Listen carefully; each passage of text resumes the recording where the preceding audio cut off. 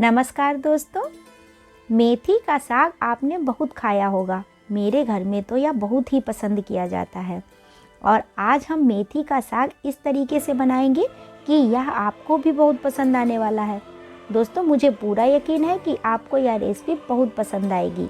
तो इससे पहले कि वीडियो की करें शुरुआत, वीडियो को लाइक कर दीजिए और शेयर कर दें। चैनल पर नए हैं तो सब्सक्राइब करके घंटी वाला बटन दबा दें।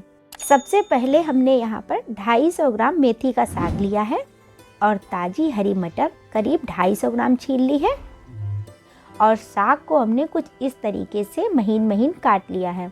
और इधर हमने 4-5 आलू को काटकर पानी में भिगो दिया है ताकि यह काले ना पड़े।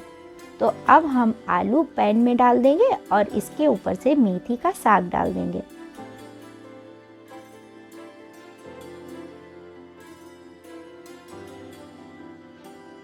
इसके बाद डालेंगे आधा चम्मच हल्दी पाउडर और स्वादानुसार नमक।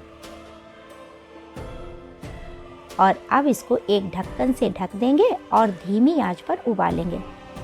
तो साग और आलू उबल गए हैं, इनको हमने एक बाउल में निकाल लिया है और इधर मटर को हम धीमी आंच पर उबलने के लिए रख देंगे और करीब 5 मिनट तक पका लेंगे। बीच में एक बार हमें चेक भी करना है कि मटर गल चुकी है या नहीं।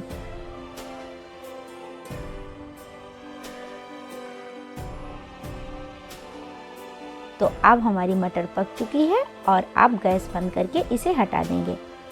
यहाँ पर हमने करीब 100 ग्राम पत्ता गोभी, 2 टमाटर काट लिए हैं। इसमें से आधा टमाटर बड़े साइज में काटकर अलग रखा है और इसका प्रयोग हम अलग से करेंगे। इसके अलावा आधा इंच अदरक, 2 हरी मिर्च और हरा धनिया को भी चॉप कर लिया है। थोड़ा धनिया हमने अलग कटोरी में रखा है, इससे बाद में सब्जी को गार्निश किया जाएगा। इसके साथ ही मैंने यहाँ पर ली है 2 चुटकी हींग, 3-4 साबुत लाल मिर्च और 1 चम्मच जीरा। और अब हम गैस पर रखेंगे पैन और उसमें डालेंगे 2 टेबल स्पून सरसों का तेल।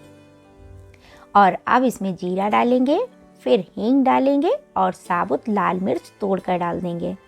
अब हम इसमें डालेंगे अदरक और इसके बाद हरी मिर्च और धीमी आंच पर भूनेंगे। सब्जी को हमेशा धीमी आंच पे ही भूनना चाहिए। तो अब हरी मिर्च हल्की सी गल चुकी है और अब हम इसमें डालेंगे पत्ता गोभी और अब हम इसको इतना पकाएंगे कि यह ट्रांसल्यूसेंट नजर आने लगे। तो पत्ता गोभी गल चुकी है और अब हम इसमें डालेंगे टमाटर का ज़्यादा वाला हिस्सा और मिक्स करेंगे और फिर से धीमी आंच पर इसको थोड़ी देर के लिए पकाएंगे। और अब इसमें काला नमक डाल देंगे। ध्यान रहे कि हम साग में भी नमक डाल चुके हैं, तो हमें नमक का प्रयोग उसी हिसाब से करना है। तो अब टमाटर काफ़ी हद तक गल चुके हैं और अब हम इसमें डालेंगे उबाली हुई मटर और इसको अच्छे से मिक्स करने के बाद इसमें डाल देंगे उबाला गया आलू और मेथी का साग।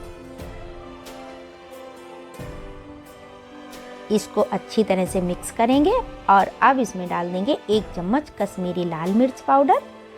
इससे सब्जी तीखी नहीं बनेगी और एक अच्छा सा कलर भी आ जाएगा।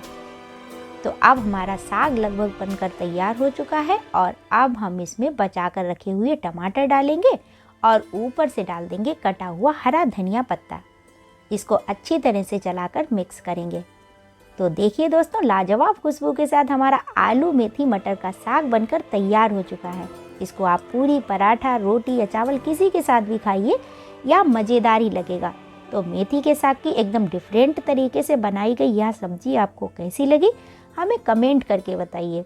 वीडियो को लाइक करें, शेयर करें। चैनल पर नए हैं तो सब्सक्राइब करके घंटी वाला बटन दबाना ना भूलें।